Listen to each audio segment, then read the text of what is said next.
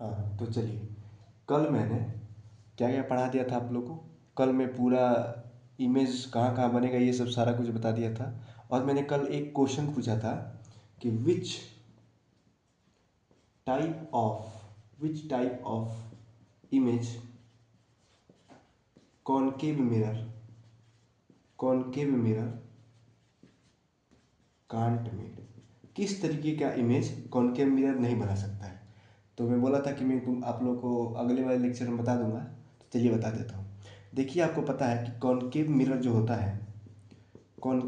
होता है वो हर तरीके का इमेज बनाता है।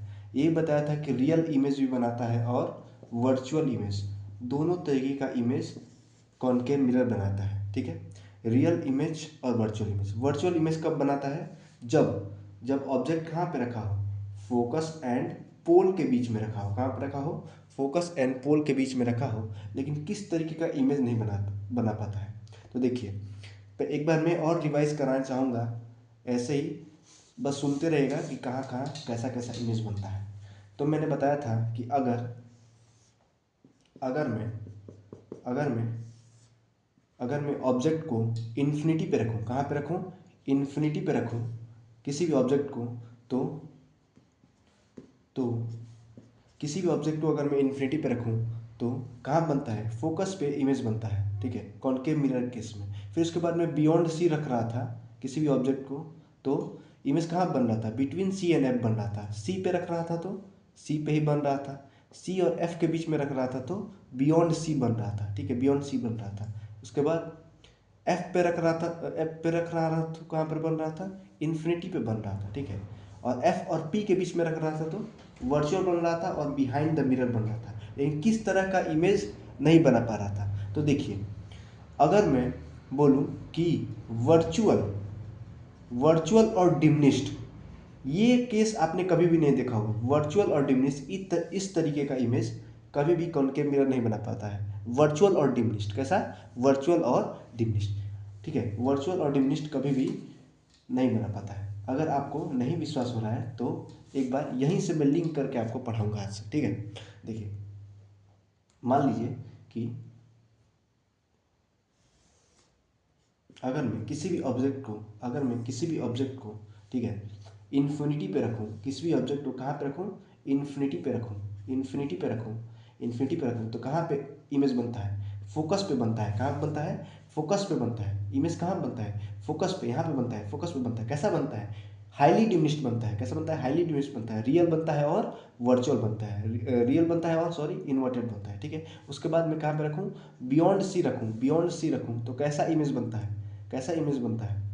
बिटवीन सी एंड एफ बनता है। रियल बनता है और इन्वर्टेड बनता है। अगर मैं सेंटर ऑफ कर्वेचर पर रखूँ तो कहाँ बनता है? सेंटर ऑफ कर्वेचर पे ही बनता है और इक्वल साइज का बनता है। अगर मैं सी और एफ के बीच में रखूँ तो कहाँ पे इमेज बनता है? बियॉन्ड सी बनता है। और कैसा बनता है? रियल और इन्वर्टेड बनता है। ठीक है, उसके बाद में अगर फोकस पे रखूँ तो इन्फिनिटी में बनता है और हाईली इनलार्ज बनता है। लेकिन फोकस और पोल पर रखूँ तो कैसा बनता है? वर्चुअल बनता है और बिहाइंड द मिरर बनता है। लेकिन किस तरीके का इमेज नहीं बना पाता है? मैं अच्छे समझा रहा हूँ, किस तरीके का नहीं बना पाता है? वर्चुअल नहीं बना पाता है और डिमिनिश्ड, मतलब वर्चुअल और डिमिनिश्ड इमेज कॉनकेव मिरर कभी भी नहीं बना पाएगा। वर्चुअल और डिमिनिश्ड कभी भी नहीं बना पाएगा। ठीक है, उसके बाद आगे चलते हैं कि मैं आपको कल साइन कन्वेंशन पढ़ाया था, एक बार और साइन कन्वेंशन आपको समझा देता हूँ। उसके बाद मैं आगे का टॉपिक स्टार्ट करूँगा। ठीक है, आगे का टॉपिक स्टार्ट करूँगा। ठीक है, साइन कन्वेंशन में कैसे बताया था आप लोग को कि कोई भी जो डिस्टेंस होता है वो हम लोग कहाँ से नापते हैं? पोल से नापते हैं। कहाँ से नापते हैं? पोल से नापते हैं। ठीक है, तो मैं बताया था कि ऑब्जेक्ट डिस्टेंस कैसे नापेंगे। ऑब्जेक्ट को तो ऐसा पता है आप लोगों को कि ऑब्जेक्ट को हमेशा हम लोग कहाँ रखते हैं? मिरर के सामने ही रखते हैं, या हम लोग इन्फिनिटी पे रख सकते हैं। ठीक है, या बियॉन्ड सी रख सकते हैं, या सेंटर ऑफ कर्वेचर पे रख सकते हैं, या सेंटर ऑफ कर्वेचर और फोकस के बीच में रख सकते हैं, फोकस पे रख सकते हैं, या फोकस और पोल के बीच में रख सकते हैं। तो आपको पता है ना कि ऑब्जेक्ट को हमेशा कहाँ पे रखते हैं हम लोग?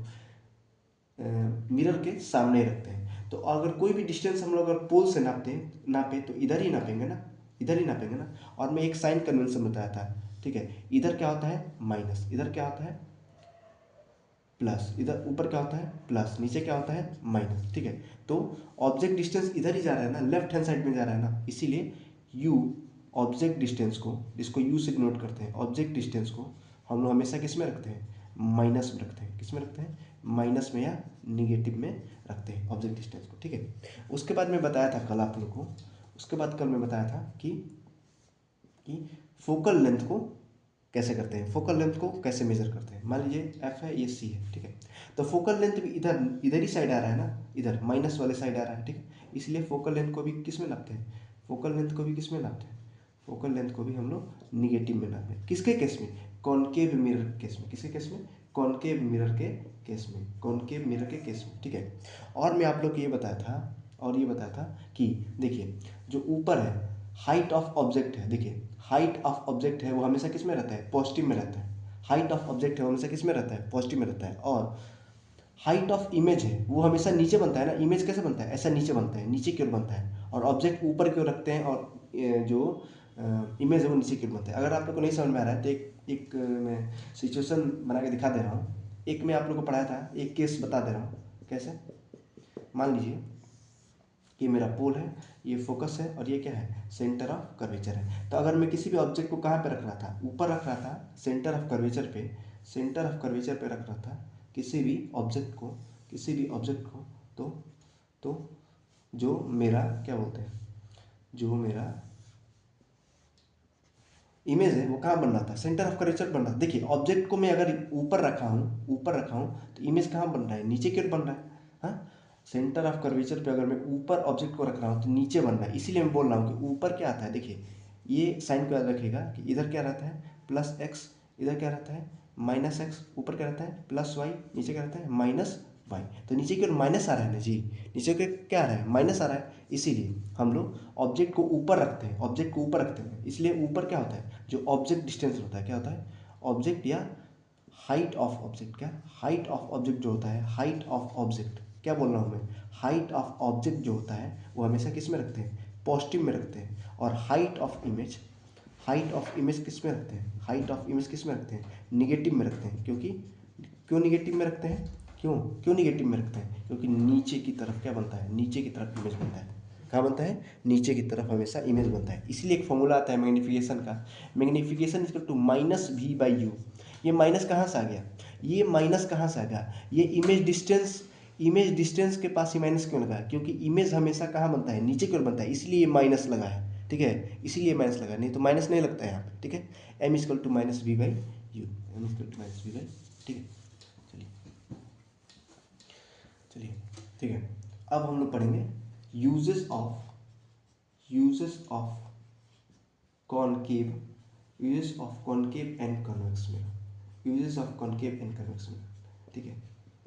कॉनकेव मिरर का यूज कहाँ पे करते हैं, देखो कॉनकेव मिरर कोई भी चीज़ को ना बड़ा करके दिखाता है, ठीक है, इनलार्ज करके दिखाता है, बड़ा करके दिखाता है। इसीलिए हम बोल सकते हैं कि देखिए डेंटिस्ट, डेंटिस्ट यूज करते हैं, क्योंकि ना आप मान लीजिए डेंटिस्ट के पास जाते हैं हम लोग तो दांत को दिखाते हैं, तो दांत को बड़ा करके दिखाने का काम किसका है, कौन, तो वो हाथ में एक ना ऐसा लेंस लिया रहता है, ठीक है, ऐसा।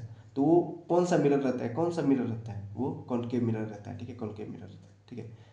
समझना है कि नहीं है, ठीक है। और जो कॉन्वेक्स मिरर है वो हम लोग कहाँ पे लगाते हैं, व्हीकल्स में लगाते हैं, व्हीकल्स में। जैसे व्हीकल्स में क्या हो गया, जैसे मोटरसाइकिल हो गया, मोटरसाइकिल, ठीक है, मोटरसाइकिल हो गया, बस हो गया, ठीक है, कार हो गया, ठीक है ना, कार हो गया। ये कॉन्वेक्स मिरर उसमें लगा रहता है। क्यों कॉन्वेक्स मिरर लगा रहता है ये भी समझा दे रहा हूँ। ये क्वेश्चन पूछता है बोर्ड में कि क्यों लगा रहता है, ठीक है। इसलिए लगा रहता है क्योंकि ना उसका ना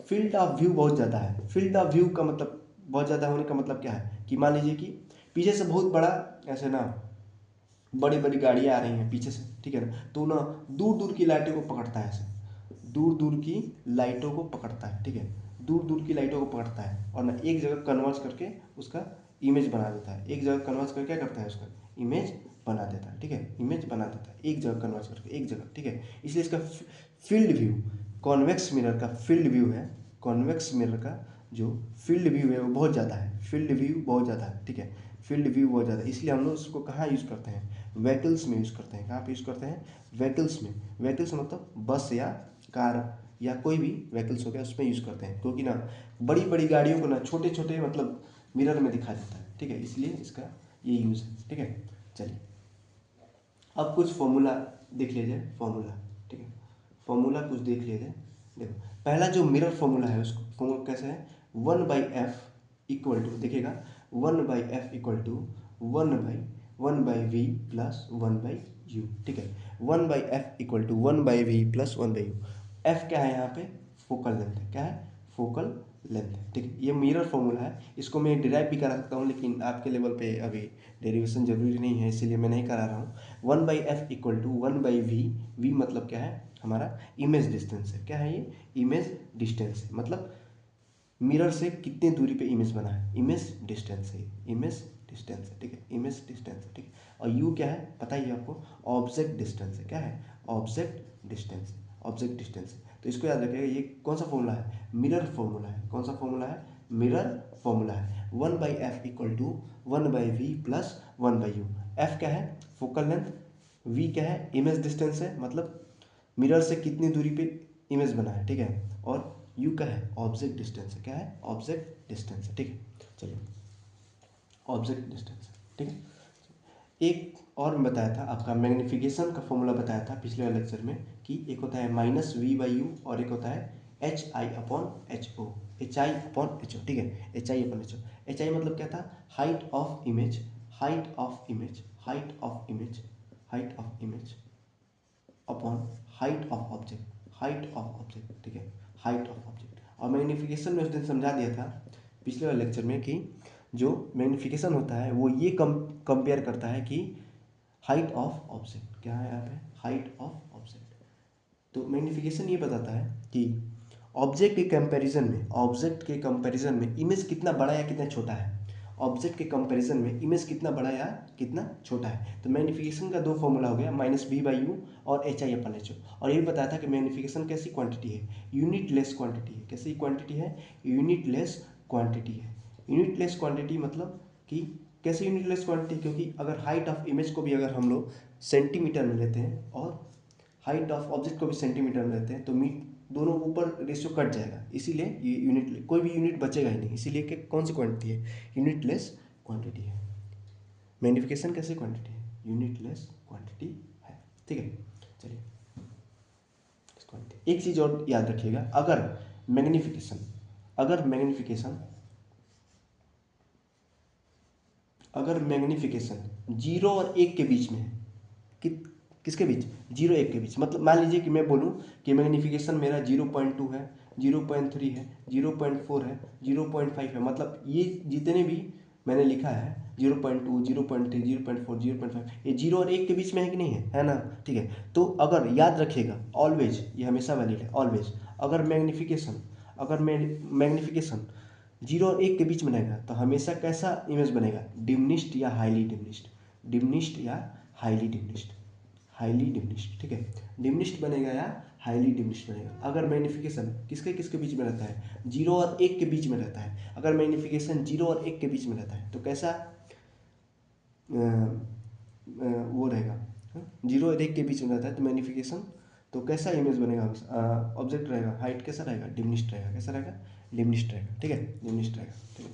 अगर ऐसे मैं प्रूफ कर दे रहा हूँ, अगर मैग्निफिकेशन आपका 1 हो जाता है, मैग्निफिकेशन कितना होता है, 1 हो जाता है, तो जितना हाइट ऑफ ऑब्जेक्ट रहेगा, जितना हाइट ऑफ ऑब्जेक्ट रहेगा उतना ही हाइट ऑफ इमेज रहेगा। मान लीजिए कि हाइट ऑफ ऑब्जेक्ट 5 सेंटीमीटर है, 5 सेंटीमीटर है, तो हाइट ऑफ इमेज भी, height of image, height of image भी कितना रहेगा, 5 सेंटीमीटर रहेगा। कैसे, इसको मैं प्रूव करता हूँ, देखिए मान लीजिए कि मैग्निफिकेशन फॉर्मूला क्या था, height of image upon height of object, यही था ना, height of image upon height of object. तो अगर मैं हाइट ऑफ इमेज कितना है, 5 सेंटीमीटर है, और हाइट ऑफ ऑब्जेक्ट कितना भी है, 5 सेंटीमीटर है, अगर दोनों को मैं काटूँ तो कितना आ जाएगा, 1 आ जाएगा, नहीं आ जाएगा। इसी में बोल रहा हूँ कि अगर किसी का भी मैग्निफिकेशन 1 है, और किसी का भी मैग्निफिकेशन 1 हो, अगर कोई भी का मैग्निफिकेशन 1 हो तो उसका क्या होता है, height of object, height of object किसके इक्वल होता है, हाइट ऑफ इमेज के इक्वल होता है, height of object height of image के क्या होता है, इक्वल होता है, ठीक है। और देख लीजिए, अगर अगर मैग्निफिकेशन, अगर मैग्निफिकेशन 1 से बड़ा है, क्या हो, मैग्निफिकेशन 1 से बड़ा हो, मैग्निफिकेशन 1 से बड़ा होने का मतलब क्या है, मान लीजिए कि 1.2 हो, ठीक है, 1.3 हो, 1.5 हो, 1, ठीक है, 1.7 हो, अगर 1 से बड़ा हो, देखिए सारी क्वांटिटी क्या है, 1 से बड़ी है ना, अगर कोई भी अगर 1 से बड़ा हो तो क्या बोल सकते हैं, किसका, ये कैसा इमेज बना रहा है, इनलार्ज्ड इमेज बना रहा है। इनलार्ज्ड मतलब बड़ा इमेज बना रहा है, ठीक है। तो ये तीनों चीज़ याद रखिएगा। एक बार और लिख देता हूँ। अगर मैग्नीफिकेशन, देखिए अगर मैग्नीफिकेशन 0 और 1 के बीच में हो तो कैसा इमेज बनेगा, डिमिनिश्ड या हाईली डिमिनिश्ड, डिमिनिश्ड या हाईली डिमिनिश्ड, डिमिनिश्ड या हाईली डिमिनिश्ड, हाईली डिमिनिश्ड, ठीक है, डिमिनिश्ड या हाईली डिमिनिश्ड। अगर मैग्नीफिकेशन 1 हो तो क्या हो, 1 हो तो जितना हाइट ऑफ ऑब्जेक्ट है उतना ही हाइट ऑफ इमेज भी होगा। हाइट ऑफ ऑब्जेक्ट किसके बराबर होगा, हाइट ऑफ इमेज के बराबर होगा, ठीक है। और अगर मैग्नीफिकेशन 1 से बड़ा हो, इसका मतलब क्या है, जो हाइट ऑफ इमेज है वो क्या है, बड़ा है हाइट ऑफ ऑब्जेक्ट से। मतलब मान लीजिए कि हाइट ऑफ इमेज ना 5 सेंटीमीटर है तो हाइट ऑफ ऑब्जेक्ट कितना हो जाएगा, 5.2 या 5.6, बस एग्जांपल के लिए बोल रहा हूँ, ठीक है। मतलब हाइट ऑफ इमेज क्या है, बड़ा हो जाएगा, ठीक, समझ में नहीं आया, ठीक है। तो अगर मैग्नीफिकेशन 1 से बड़ा हो, अगर क्या हो, मैग्नीफिकेशन 1 से बड़ा हो तो height of image, height of image हमेशा क्या रहेगा, बड़ा रहेगा हाइट ऑफ ऑब्जेक्ट के तुलना, ठीक, हाइट ऑफ ऑब्जेक्ट के तुलना, ठीक, ये बताना चाह रहा हूँ। चलिए ठीक है। अब इसके आगे टॉपिक जो आता है वो आता है रिफ्रैक्शन ऑफ लाइट, ठीक है, रिफ्रैक्शन ऑफ लाइट। रिफ्लेक्शन खत्म हो गया, अब क्या आता है, रिफ्रैक्शन ऑफ लाइट। ध्यान से समझिएगा रिफ्रैक्शन क्या होता है, ठीक है। अभी तक तो हम लोग पढ़ रहे थे ये कि जो लाइट है वो एक ही मीडियम में ट्रेवल कर रहा था, एक ही मीडियम में ट्रेवल कर रहा था ना। हम लोग क्या मीडियम ले रहे थे, एयर ले रहे थे, एक ही मीडियम में ट्रेवल कर रहा था, ठीक है। तो उसको कोई प्रॉब्लम नहीं हो रही थी। लेकिन रिफ्लेक्शन ऑफ लाइट में हम लोग क्या करते हैं, मीडियम को चेंज करते हैं, ठीक है।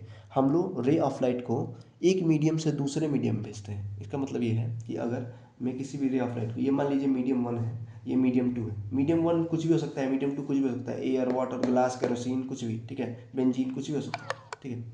तो मैं बोल सकता हूँ कि मैं मीडियम को इसमें क्या करूँगा, चेंज करूँगा, क्या करूँगा, चेंज करूँगा मीडियम को, ठीक है। तो रिफ्लेक्शन ऑफ लाइट इसी पे है। तो चलिए इसको डिफाइन करते हैं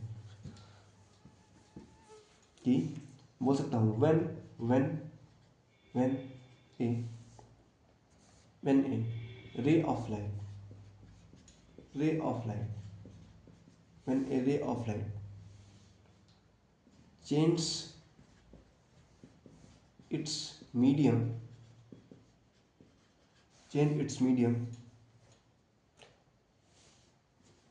because of this, when a ray of light change its medium because of this, it change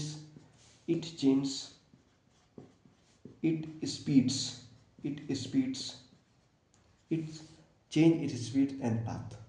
अभी नहीं समझ में आएगा, अभी मैं बना के बताऊंगा ना तो समझ में आ जाएगा कि when A ray of light change it's medium, अगर रे ऑफ लाइट अपना मीडियम चेंज करती है, मतलब एक मीडियम से दूसरे मीडियम में जाती है, तो क्या कर सकती है, change it's because of this, इसकी वजह से इट चेंज स्पीड, अपना स्पीड भी चेंज कर सकती है और पाथ भी चेंज कर सकती है। अभी नहीं समझ में आएगा, फिर से मैं बता रहा हूँ कैसे होता है।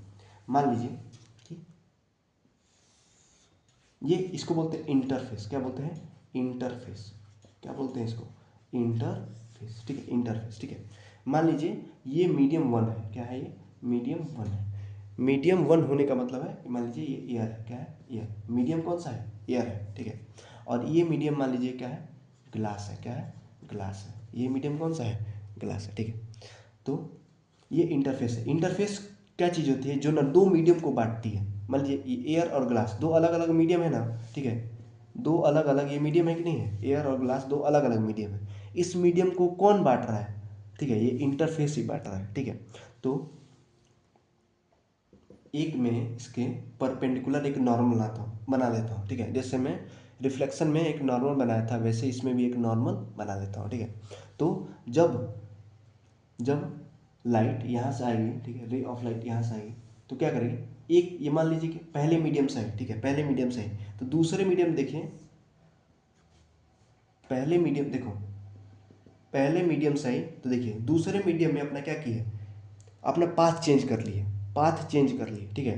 तो यही मैं बताना चाहता हूँ कि रिफ्रैक्शन ऑफ लाइट क्या होता है कि जब कोई रे ऑफ लाइट अपना मीडियम चेंज करती है, अपना मीडियम चेंज करती है, तो अपना पाथ भी वो चेंज कर लेती है, अपना पाथ भी क्या कर सकती है, चेंज कर लेती है। हाँ देखिए, अगर ना ये यहाँ पे कोई ये इंटरफेस नहीं रहता, दोनों मीडियम सेम रहता है, ये भी एयर रहता है, ये भी एयर रहता है।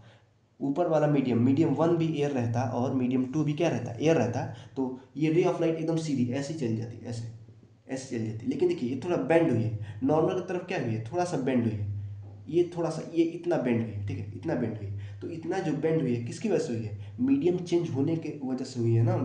हाँ, तो यही मैं बताना चाह रहा हूँ कि स्पीड ऑफ लाइट क्या होती है, स्पीड ऑफ लाइट भी उसकी वजह से भी चेंज होती है। तो चलिए इसको अच्छे से पढ़ते हैं, ठीक है। चलिए तो इसको अच्छे से पढ़ते हैं, ठीक है। तो मान लीजिए कि ये फिर से मैं इंटरफेस बना दिया, क्या बना दिया, इंटरफेस बना दिया। इसको मैं बोल रहा हूँ इंटरफेस, ठीक है, ठीक है, इंटरफेस, इंटरफेस। और मैं इसके परपेंडिकुलर एक नॉर्मल बनाता हूँ, क्या बनाता हूँ, नॉर्मल, नॉर्मल, ठीक है, नॉर्मल बना दिया।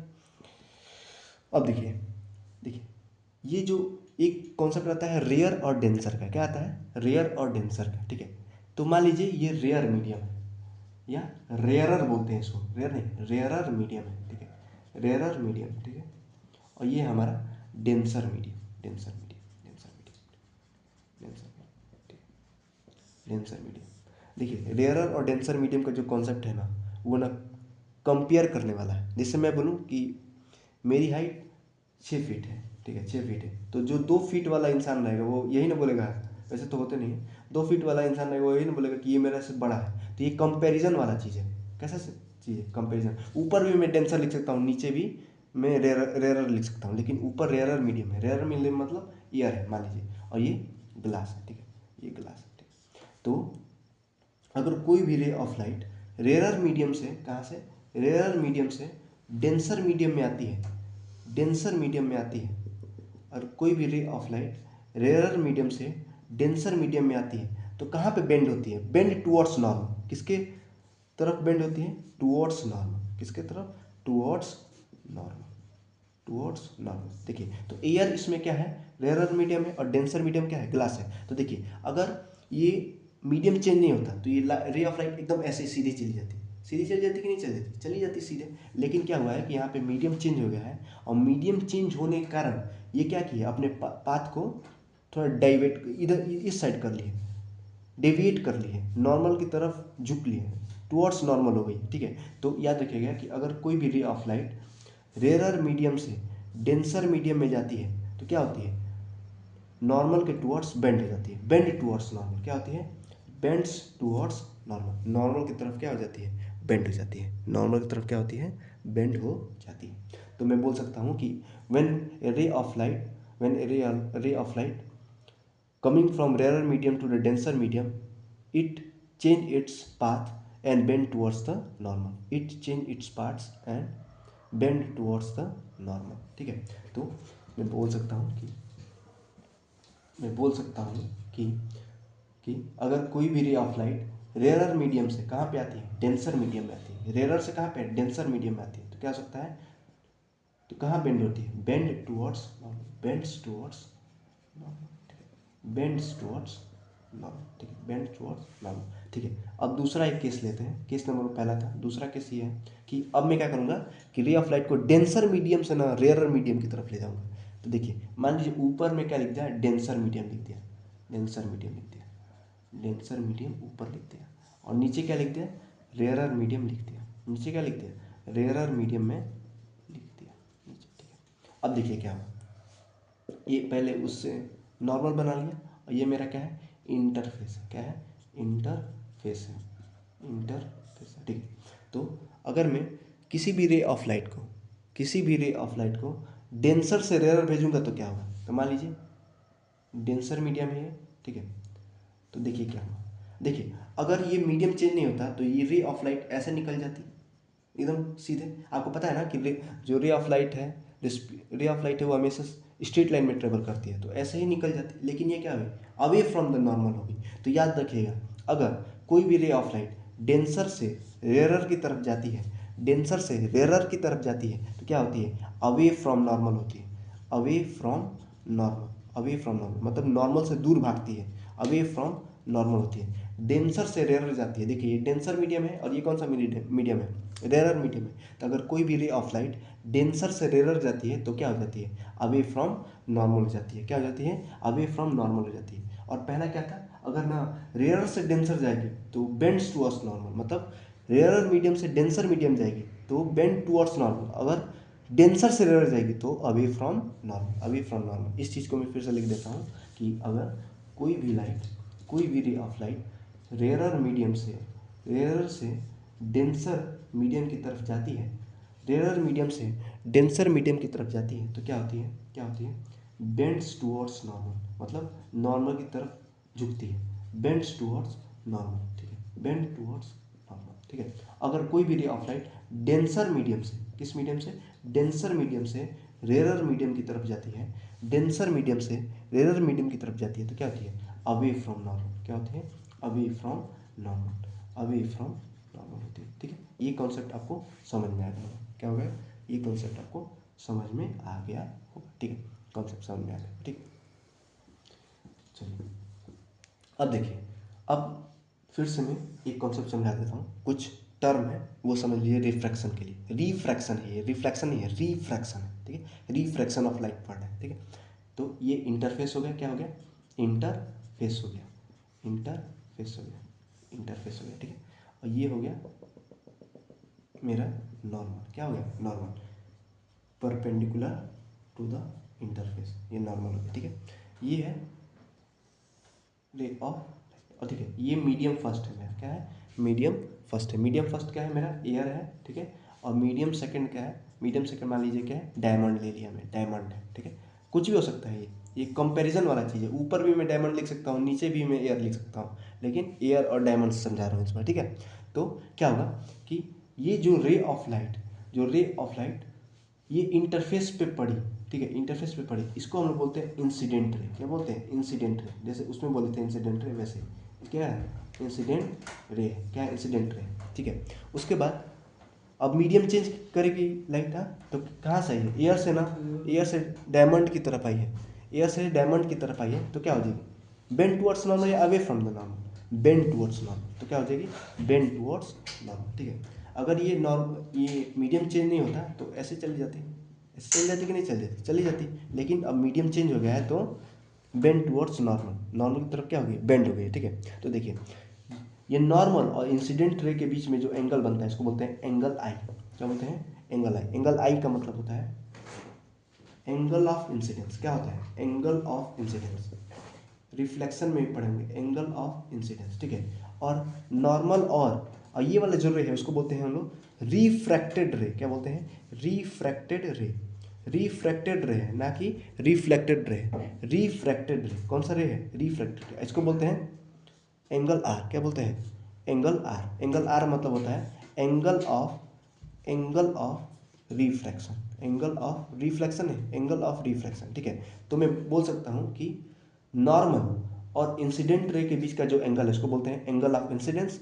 नॉर्मल और रिफ्रैक्टेड रे के बीच का जो एंगल इसको क्या बोलते हैं, एंगल ऑफ रिफ्रैक्शन। क्या बोल सकते हैं, एंगल ऑफ रिफ्रैक्शन। क्या बोल सकते हैं, एंगल ऑफ रिफ्रैक्शन बोल सकते हैं, ठीक है। तो ये समझ में आ गया कि जब कोई ray of light rarer medium से डेंसर मीडियम में जाएगी तो क्या होगी, बेंड टुवर्ड्स नॉर्मल होगी। क्या होगी, बेंड टुवर्ड्स नॉर्मल, मतलब नॉर्मल की तरफ झुक जाएगी, नॉर्मल की तरफ चली जाएगी, ठीक है। और जब कोई रे ऑफ लाइट डेंसर से रेयर जाएगी तो क्या होगी, अवे फ्रॉम नॉर्मल होगी, अवे फ्रॉम नॉर्मल होगी, ठीक है। अब ये फेनोमेना होता क्यों है ये मैं समझाना चाहता हूँ, इसको ध्यान से समझिएगा। एक कॉन्सेप्ट है, कॉन्सेप्ट, ठीक है। ये होता क्यों, क्यों रेयरर मीडियम होता है, क्यों डेंसर मीडियम होता है, ठीक है, ये समझिएगा, ठीक है। चलिए मान लीजिए कि इसको मैं रेयरर मीडियम बोल रहा हूँ, इसको क्या बोल रहा हूँ, रेयरर मीडियम। इसको मैं क्या बोल रहा हूँ, डेंसर मीडियम बोल रहा हूँ। क्या बोल रहा हूँ, डेंसर मीडियम बोल रहा हूँ। इसको मैं रेयरर मीडियम बोल रहा हूँ, उसको मैं डेंसर मीडियम बोल रहा हूँ, ठीक है। इसको मैं रेयरर मीडियम, इसको डेंसर मीडियम, ठीक है। तो इसको मैं रेयरर मीडियम क्यों बोल रहा हूँ, मान लीजिए एक एग्जाम्पल समझिए कि मान लीजिए एक क्लास है, क्या है, एक क्लास है, ठीक है। उस क्लास में ना एक टीचर है, एक टीचर है और 4 स्टूडेंट है। केस नंबर पहला ये है, केस नंबर पहला ये है कि एक क्लासरूम है, इसमें एक टीचर है और 4 स्टूडेंट बैठे हैं, 4 स्टूडेंट बैठे हैं। और केस नंबर दूसरा, एक दूसरा क्लास है जिसमें एक टीचर है और 100 स्टूडेंट बैठे हैं। कितने स्टूडेंट बैठे हैं? 100 स्टूडेंट बैठे हैं। अब टीचर ने बोला एक स्टूडेंट से, केस नंबर पहला में एक स्टूडेंट से टीचर ने बोला कि जाओ बाहर से एक डस्टर लेकर आओ। क्या करो? बाहर से एक डस्टर लेकर आओ। तो ये स्टूडेंट दौड़ के जाएगा, तुरंत डस्टर लेकर आएगा, क्योंकि यहाँ पे भीड़ नहीं है, यहाँ पे बस 4 स्टूडेंट हैं, ठीक है। लेकिन केस नंबर दूसरे में क्या होगा? केस नंबर दूसरे में क्या होगा कि टीचर बोलेगा कि जाओ क्या करो, डस्टर लेकर आओ। तो यहाँ पे ना इस स्टूडेंट को जाने में परेशानी होगी, क्योंकि यहाँ पे बहुत सारे स्टूडेंट हैं, 100 से ज़्यादा स्टूडेंट है, ठीक है। 100 से ज़्यादा क्या है? स्टूडेंट है, ठीक है। तो यहाँ पे क्या है कि यहाँ पे ना जो स्टूडेंट की डेंसिटी है इस क्लास में, केस नंबर सेकेंड में जो स्टूडेंट की डेंसिटी है वो क्या है? ज़्यादा है। इसमें क्या है? स्टूडेंट की डेंसिटी कम है। तो इसको ना डेंसिटी के हिसाब से समझते हैं। किसके हिसाब से समझते हैं? डेंसिटी के हिसाब से समझते हैं कि यहाँ पे क्यों वो तुरंत वो स्टूडेंट ना डस्टर लेकर आके टीचर को दे दिए, क्योंकि यहाँ पे ना बस 3-4 स्टूडेंट ही हैं, लेकिन यहाँ पे ना 100 स्टूडेंट है इस क्लास में। सेकेंड वाले केस में 100 स्टूडेंट है, ठीक है। तो 100 स्टूडेंट रहेंगे तो उसको ना, मान लीजिए यहाँ पे जाएगा तो इसमें लड़ जाएगा, इस वाले स्टूडेंट में लड़ जाएगा, ठीक है। तो उसको ना जाने में बहुत परेशानी होगी, ठीक है। तो वैसे ही रे ऑफ लाइट भी होती है, ठीक है, वैसे भी रे ऑफ लाइट होती है। अब देखिए कैसे, मैं समझाता हूँ कैसे। देखिए रेयर मीडियम का मतलब ये होता है कि इसके जो ना, इस मीडियम में जो एटम्स हैं वो ना थोड़ी दूर पे हैं। इसके एटम्स क्या है? थोड़े दूर पे हैं। तो जब इसमें ना रे ऑफ लाइट ट्रेवल करती है ना, तो इसको ना ज़्यादा ना किसी एटम में लड़ना नहीं पड़ता है, एकदम सीधे ट्रेवल करती है, सीधे आ जाती है। लेकिन ना ये मान लीजिए कि इससे ही ज़्यादा ये डेंस है, जो मीडियम फर्स्ट है और मीडियम सेकेंड है। तो जो मीडियम फर्स्ट में जो ना एटम है वो बहुत दूर है। तो जो दूर है ना, तो रे ऑफ लाइट आराम से ट्रेवल कर लेती है, इसमें आराम से ट्रेवल कर लेती है। लेकिन इसमें ना, इसमें एकदम मॉलिक्यूल्स एकदम पास है, एकदम पास। देखिए एकदम पास है, ठीक है।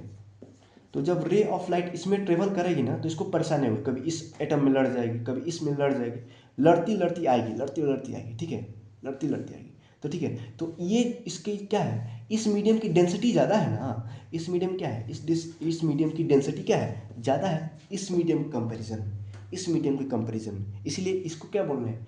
रेयरर मीडियम बोल रहे हैं। इसलिए बोलते हैं कि जो रेयरर मीडियम होता है उसमें ना स्पीड ऑफ लाइट बहुत ज़्यादा होता है, और जो ना डेंसर मीडियम होता है इनमें स्पीड ऑफ लाइट क्या होता है? कम होता है। क्योंकि ना स्पीड ऑफ लाइट क्यों कम होता है? क्योंकि ना इसको जगह ही नहीं मिलता है, लाइट को जगह ही नहीं मिलता है, रे ऑफ लाइट को जगह ही नहीं मिलता है इसको ट्रेवल करने के लिए। बहुत ही संघर्ष से मतलब गुजरता है ऐसा लाइट, ठीक है, ऐसे, ठीक है। तो इसलिए दिक्कत होता है, ठीक है। एक बार और मैं समझा दे रहा हूँ कि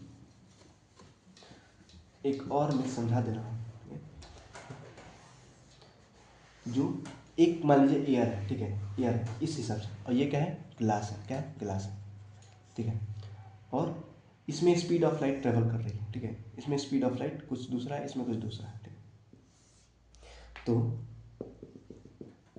अगर इसमें अगर रे ऑफ लाइट ट्रेवल कर रही है, इसमें अगर रे ऑफ लाइट ट्रेवल करती है, एयर क्या होता है? गैस होता है। और सबको पता है कि जो गैस के मॉलिक्यूल्स होते हैं वो बहुत दूर होते हैं, दूर होते हैं। और ग्लास क्या है? सॉलिड है, सॉलिड है। तो इसके जो एटम्स हैं वो बहुत पास होंगे, बहुत ज़्यादा। ग्लास वाले मीडियम में के जो एटम है वो क्या होंगे? बहुत पास होंगे, ठीक है, पास होंगे। तो क्या होगा कि इसमें जो स्पीड ऑफ लाइट है बहुत तेज होगी। इसमें स्पीड ऑफ लाइट बहुत तेज़ी से ट्रेवल करेगी, लेकिन इसमें क्या होगा कि स्पीड ऑफ जो रे ऑफ लाइट है उसको दिक्कत होगा ट्रेवल करने में। इसलिए इसका स्पीड क्या होता है? स्लो हो जाता है। और स्लो होने के कारण क्या होती है कि बेंड हो जाती है। क्या हो जाती है? बेंड हो जाती है। किसके तरफ बेंड हो जाती है? इस नॉर्मल के तरफ क्या हो जाती है? बेंड हो जाती है। यही कॉन्सेप्ट है कि जब इस रे ऑफ लाइट जब ना रेयरर से डेंसर में ट्रेवल करती है, जब लाइट ना रेयरर मीडियम से डेंसर मीडियम में ट्रेवल करती है, तो क्यों ये नॉर्मल की तरफ बेंड हो जाते हैं? क्योंकि वो ज़्यादातर निकल नहीं पाती है, ज़्यादातर ट्रेवल नहीं कर पाती है, वो ना बेंड हो जाती है नॉर्मल की तरफ, ठीक है, उसको ट्रेवल करने में दिक्कत होती है डेंसर मीडियम में, क्योंकि ना एटम बहुत पास पास है। जब एटम बहुत पास पास है तो उसको ट्रेवल करने में दिक्कत होगा, बहुत भीड़ है, एटम का बहुत ज़्यादा भीड़ है इसमें, ठीक है, इसमें ज़्यादा भीड़ नहीं है, ठीक है। अब मान लीजिए कि एक क्लासरूम में 100 लोग हैं, एक क्लासरूम में 2 लोग हैं, तो 100 वाले में ज़्यादा दिक्कत होगा ट्रेवल करने में कि 2 लोग हैं? 100 में ना ज़्यादा दिक्कत होगा, आपको बहुत ही लड़ के जाना पड़ेगा, एक दूसरे से टकराना पड़ेगा। इसमें ना रे ऑफ लाइट ना को टकराना पड़ता है एटम के साथ, इसमें नहीं टकराना पड़ता है, तो इसीलिए ना इसमें ना किसके तरफ बेंड हो जाती है, किसके तरफ बेंड हो जाती है, नॉर्मल की तरफ बेंड हो जाती है। इसलिए बोलते हैं कि जब रेयरर मीडियम से डेंसर मीडियम में कोई भी रे ऑफ लाइट ट्रेवल करती है, रेयरर मीडियम से डेंसर मीडियम में कोई भी रे ऑफ लाइट ट्रेवल करती है तो बेंड हो जाती है नॉर्मल की तरफ, ठीक है, और स्पीड ऑफ लाइट क्या हो जाती है, स्पीड ऑफ लाइट धीरे हो जाता है। इसलिए बोल सकते हैं कि रेयरर, इसलिए हम लोग बोल भी सकते हैं कि जो रेयरर मीडियम होता है इसमें speed of light, speed of light, speed of light ज़्यादा होता है, और जो डेंसर मीडियम है उसमें स्पीड ऑफ लाइट उसके कंपैरिजन में स्लो होता है, उसके कंपैरिजन में क्या होता है, स्लो होता है, ठीक है। तो हम लोग बोल सकते हैं, तो हम लोग बोल सकते हैं कि speed of light, speed of light, speed of light rarer medium में, रेयरर मीडियम में ज़्यादा होता है, और speed of light denser medium, denser medium में क्या होता है, कम होता है। किसके कंपैरिजन में, रेयरर मीडियम के कंपैरिजन में, रेयरर मीडियम कंपैरिजन में, ठीक है, रेयरर मीडियम के कंपैरिजन। चलिए कंपैरिजन में, चलिए अब हम लोग पढ़ते हैं, अब हम लोग पढ़ते हैं लॉ ऑफ रिफ्लेक्शन। जैसे लॉ ऑफ रिफ्लेक्शन था ना, वैसे लॉ ऑफ रिफ्लेक्शन, ठीक है, रिफ्लेक्शन। तो एक बार और मुझे इंटरफेस बनाना पड़ेगा, इंटरफेस, एक बार और मुझे इंटरफेस बनाना पड़ेगा, ठीक है। और जो मैं पीछे वाला जो कॉन्सेप्ट बनाया हूँ डेंसर मीडियम का, ठीक है, वो मैं जब रिफ्रैक्टिव इंडेक्स पढ़ाऊंगा तब मैं ऑप्टिकल डेंसिटी के बारे में पढ़ाऊंगा, तो उसमें और मैं अच्छे से बताऊंगा कि ऑप्टिकल डेंसिटी क्या होती है, ऑप्टिकल डेंसिटी को किस में मापते हैं, ठीक है, रिफ्रैक्टिव इंडेक्स में मापते हैं, तो ऐसे में बताऊँगा, ठीक है। तो अभी ये पढ़ लेते हैं, ठीक है। तो मान लीजिए कि ray of light rarer medium से किस में आ रही है, डेंसर मीडियम में आ रही है, तो क्या होगा, आप तो पढ़ ही लिए कि बेंड हो जाएगी, कहाँ पे बेंड, कहाँ पे हो जाएगी, कहाँ पे बेंड हो जाएगी, बेंड हो जाएगी नॉर्मल की तरफ, कहाँ पे, नॉर्मल की तरफ क्या हो जाएगी, बेंड हो जाएगी, ठीक है। तो देखिए ये बताया था कि नॉर्मल और इंसिडेंट रे, नॉर्मल और इंसिडेंट रे के बीच के एंगल क्या बोलते हैं, एंगल ऑफ इंसिडेंस बोलते हैं। नॉर्मल और रिफ्रैक्टेड रे, ये कौन सा रे है, रिफ्रैक्टेड रे, रिफ्रैक्टेड रे के बीच के एंगल को क्या बोलते हैं, रिफ्रैक्टेड रे के बीच के एंगल को क्या बोलते हैं, एंगल ऑफ रिफ्लेक्शन बोलते हैं, क्या बोलते हैं, angle of reflection, angle of reflection, angle of refraction बोलते हैं, ठीक है। तो चलिए, तुम पहला लॉ क्या बोलता है कि पहला लॉ इसका क्या बोलता है, जैसे पहला लॉ जो रिफ्लेक्शन का था वही रिफ्रैक्शन का भी है कि angle of incidence, angle of incidence normal and refracted रे, angle sorry incident ray, normal और रिफ्रैक्टेड रे, क्या बोलता हूँ, क्या बोल सकता हूँ मैं, क्या बोल सकता हूँ, देखिए क्या बोल सकता हूँ,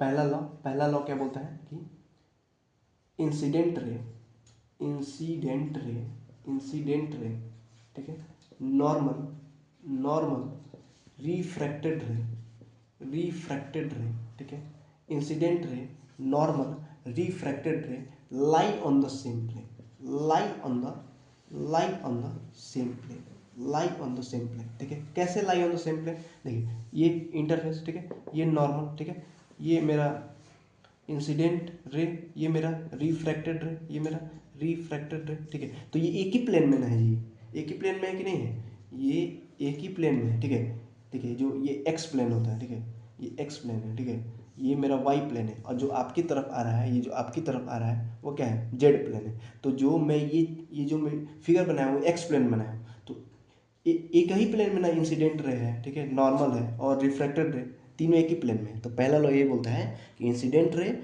normal, refracted ray lie on the same plane, lie on the same plane, ठीक है, lie on the same plane, ठीक है। चलिए फिर दूसरा लॉ देखिए, दूसरा लॉ बोलता है कि sine of angle of incidence upon sine of angle of refraction equal to के कुछ कांस्टेंट, ठीक है। ये बहुत लोगों को समझ में नहीं आता है कि sine I upon sine R equal to constant, ये कांस्टेंट क्या है, मतलब ये बस इंसान रट लेता है कि साइन आई अपन साइन आर क्या होता है, बस ऐसे। लेकिन मैं समझाऊँ होता क्या है, ठीक है। साइन आई अपन साइन आर होता क्या है, ठीक है। मान लीजिए इंटरफेस है, मान लीजिए ये इंटरफेस है, ठीक है, इंटरफेस है। ये मेरा रेरर मीडियम है और ये कौन सा है, डेंसर मीडियम है, ठीक है। ये मेरा नॉर्मल है, ये नॉर्मल है, ठीक है। ये मेरा इंसिडेंट रे है, ये मेरा इंसिडेंट रे है, ये मेरा रिफ्रैक्टेड रे है, ठीक है। ये मेरा रिफ्रैक्टेड रे है, ठीक है। और ये मेरा एंगल आर है और ये मेरा एंगल आई है, ठीक है, एंगल आई है। तो मैं बोल रहा हूँ कि साइन आई अपॉन साइन आर, मतलब साइन आई upon sine r always constant, always constant. मतलब sine of angle of incident sine of angle of reflection equal to constant, मतलब दोनों का रेशियो क्या है, कांस्टेंट है। इसका मतलब क्या है समझा देता हूँ। इसका मतलब ये है कि देखिए यहाँ पर कुछ एंगल होगा, कुछ एंगल आई का मतलब क्या है, यहाँ पर कुछ एंगल होगा 30 डिग्री 60 डिग्री, ठीक है, 90 डिग्री 180 डिग्री, कुछ ना कुछ होगा। और फिर यहाँ पे भी कुछ होगा। तो साइन आई का मतलब ये वाला angle, angle of incident. Sine R का मतलब ये वाला एंगल, ठीक है। दोनों का रेशियो क्या है, कांस्टेंट है, क्या है, कांस्टेंट है। इसका मतलब ये है कि कांस्टेंट कब तक कांस्टेंट रहेगा, जब तक ना ये दोनों मीडियम हम लोग चेंज ना कर पाए। देखिए मान लीजिए कि पहले केस में मैं ना एयर से और ग्लास में ना रिफ्रैक्शन करा रहा हूँ। एयर से किस में करा रहा हूँ, ग्लास में करा रहा हूँ। तो जब मैं एयर से ग्लास में रिफ्रैक्शन कराऊंगा तो ना ये ना कांस्टेंट रहेगा। मतलब पहले केस में एयर से ग्लास में करा रहा हूँ, फिर दूसरे केस में भी एयर से ग्लास में करा रहा हूँ, तीसरे केस में भी एयर से ग्लास में करा रहा हूँ। मतलब मैं हर बार एयर से ग्लास में ना अगर मैं रिफ्रैक्शन करा रहा हूँ तो ये वाला रेशियो बदलेगा नहीं जब तक मैं दोनों मीडियम में से कोई एक मीडियम ना बदल दूँ। जब तक मैं दोनों मीडियम में से कोई एक मीडियम ना बदल दूँ तब तक साइन आई अपन साइन आर का रेशियो नहीं चेंज होगा, वही कांस्टेंट रहेगा। कांस्टेंट कब तक रहेगा, कांस्टेंट कब तक रहेगा, जब तक मैं दोनों मीडियम में से कोई एक मीडियम ना चेंज कर दूं। अच्छा ठीक है, अभी नहीं समझ में आएगा, अब मैं समझाऊंगा कि ना चेंज करने का मतलब क्या है, ठीक है, ना चेंज करने का मतलब क्या है, ठीक है। देखिए मान लीजिए केस पहला है, ठीक है, रिफ्रैक्शन कराया मैंने,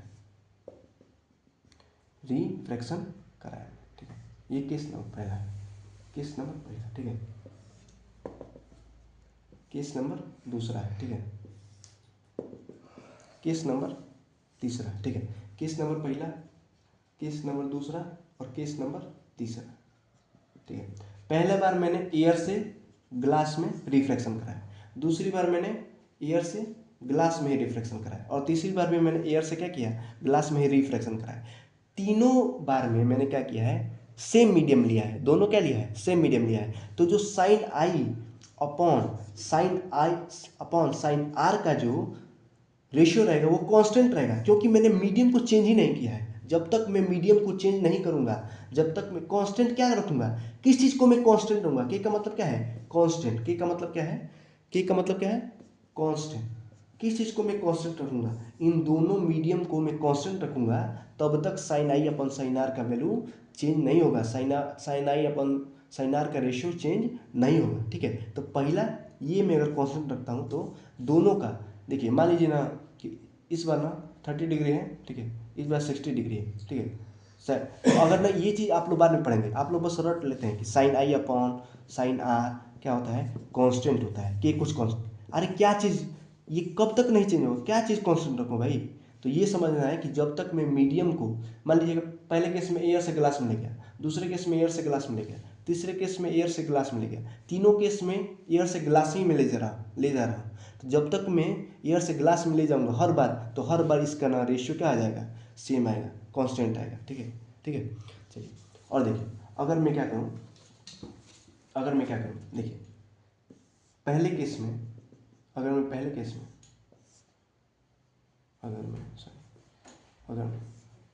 केस नंबर पहला, ठीक है, केस नंबर पहला, और ये है मेरा, ठीक है, केस नंबर दूसरा, ठीक है। केस पहले बार मैं एयर से ग्लास में ले जा रहा हूँ और दूसरी बार मैं क्या कर रहा हूँ, एयर से डायमंड में ले गया, ठीक है। तब साइन आई अपॉन साइन आर का वैल्यू कांस्टेंट नहीं रहेगा, ये गलत हो जाएगा क्योंकि मैंने क्या किया, मीडियम को चेंज कर दिया। पहले बार मैंने क्या किया, केस नंबर पहले मैं क्या किया, एयर से ग्लास में भेज रहा हूँ, पहले केस में क्या कर रहा हूँ, एयर से ग्लास में भेज रहा हूँ, लेकिन दूसरे में क्या किया, एयर से डायमंड में भेज दिया। तो जब एयर से मैं डायमंड में भेज दिया तो ये वैल्यू अब रेशियो कांस्टेंट नहीं रहेगी। क्यों नहीं कांस्टेंट रहेगी, क्योंकि मैंने क्या किया है, एक दूसरे बार में मैंने ग्लास की जगह पे क्या कर दिया, डायमंड रख दिया, मतलब मैंने मीडियम को चेंज कर दिया है। और जब मीडियम को चेंज कर दूंगा तो साइन आई अपन साइन आर का वैल्यू चेंज हो जाएगा, कांस्टेंट नहीं रहेगा। तो वही मैं बता रहा था कि अगर मैं कितनी बार भी एयर से ग्लास में ले जाऊँ, एयर से ग्लास में ले जाऊँ, एयर से ग्लास में ले जाऊँ, तब तक ये चेंज रहेगा। ठीक है, तो पहला ये चीज़ होता है। दूसरा क्या होता है, दूसरा ये चीज़ होता है कि अगर मैं ना, ये थोड़ा आप लोग को समझने में दिक्कत होगा, लेकिन ठीक है समझा देता हूँ। देखिए मान लीजिए कि ये इंसिडेंट रे और ये रिफ्रैक्टेड रे, ठीक है। तो पहले बार अगर मैंने 700 नैनोमीटर की वेवलेंथ की ना रे ऑफ लाइट फेंकी, ठीक है। अगर देखिए इसको ना वेवलेंथ में नापते हैं, ठीक है। तो मान लीजिए, ऐसे मत याद करिए, मान लीजिए ना कि पहले बार मैंने ना ग्रीन रे ऑफ लाइट फेंकी, मोनोक्रोमेटिक लाइट कोई फेंकी, ग्रीन फेंकी, ठीक है, ग्रीन फेंकी। तो ना अगर मैं ना केस नंबर पहले में भी ग्रीन लाइट फेंक रहा हूँ, ठीक है, केस नंबर दूसरों में भी क्या कर रहा हूँ, ग्रीन लाइट फेंक रहा हूँ, केस नंबर तीसरे में भी क्या कर रहा हूँ, ग्रीन, सब में ग्रीन लाइट फेंक रहा हूँ, ठीक है, ग्रीन लाइट फेंक रहा हूँ। तो सब में अगर मैं ग्रीन लाइट फेंकूंगा तो sine I upon sine are की वैल्यू क्या होगी, कांस्टेंट रहेगी। अगर मैं ना पहले केस में ग्रीन फेंकूंगा, दूसरे केस में येलो लाइट फेंक दिया, तीसरे केस में ब्लू फेंक दिया, तो साइन आई अपॉन साइन आर का वैल्यू कांस्टेंट नहीं रहेगा, साइन आई अपॉन साइन आर का वैल्यू कांस्टेंट नहीं रहेगा, ठीक है, नहीं रहेगा। मतलब ना मुझे सेम वेवलेंथ की लाइट हमेशा फेंकनी पड़ेगी। अगर मैं सेम वेवलेंथ की लाइट हमेशा फेंक रहा हूँ तो ना sine I upon sine are की वैल्यू कांस्टेंट रहेगी, ठीक है।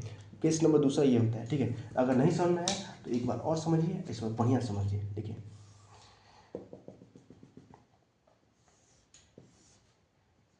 मान लीजिए कि पहली बार मैंने 700 नैनोमीटर वेवलेंथ की लाइट फेंकी, ठीक है, 700 नैनोमीटर की वेवलेंथ की लाइट फेंकी, ठीक है।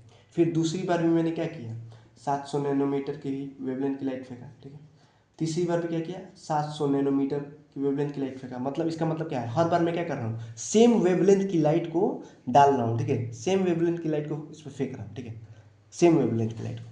तो क्या होगा, sine I upon sine are की वैल्यू क्या रहेगी, कांस्टेंट रहेगी। कब तक कांस्टेंट रहेगी, जब तक मैं 700 नैनोमीटर हर बार वेवलेंथ क्या कर रहा हूँ, हर बार वेवलेंथ सेम रख रहा हूँ। लेकिन अब मैं क्या करूँगा, अगर मैं पहली बार 700 नैनोमीटर की लाइट फेंक रहा हूँ, ठीक है, दूसरी बार मैंने 800 नैनोमीटर की लाइट फेंक दी, तीसरी बार मैंने क्या किया, 1000 नैनोमीटर की वेवलेंथ की लाइट फेंक दिया, ठीक है।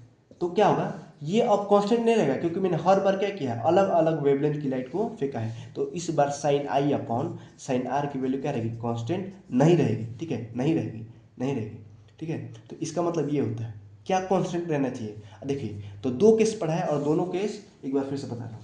तो साइन आई याद रखिएगा, sine I upon sine are की वैल्यू कब कांस्टेंट रहेगी, के का मतलब क्या है, कांस्टेंट। कब कांस्टेंट रहेगी, तब कांस्टेंट रहेगी जब तक, पहला केस जब तक मैं मीडियम चेंज ना करूं, मीडियम चेंज ना करूं। और दूसरा बार क्या है, अगर मैं सेम वेवलेंथ की लाइट हर बार फेंकता हूं, तब तक साइन आई अपन साइन आर का रेशियो चेंज नहीं होगा, कांस्टेंट रहेगा। अगर मैं दोनों में से कोई भी चीज एक ना चेंज कर दिया तो ये कांस्टेंट नहीं रहेगा, इसका मतलब ये है, ठीक है। इसको 12th में और बढ़िया से पढ़ते हैं, लेकिन 10th लेवल पे आप लोगों को मैं समझा दिया, ठीक है। तो आज की क्लास यहीं पे समाप्त करते हैं, ठीक है। अब कल या मतलब अगले लेक्चर में पढ़ाऊंगा।